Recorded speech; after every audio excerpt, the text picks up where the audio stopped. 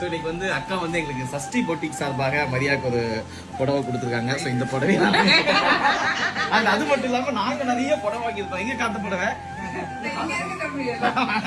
எங்க ஏன்னா சஷ்டி பொட்டிக்கு வந்து சும்மா விடக்கூடாது, கலர் கலரா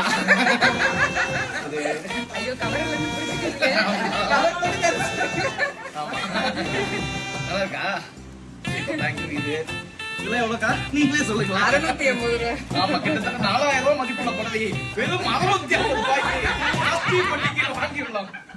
புடவை வியாபாரம் அப்படி இல்ல, எங்க வீட்டு பிள்ளையோட வளகாப்பு.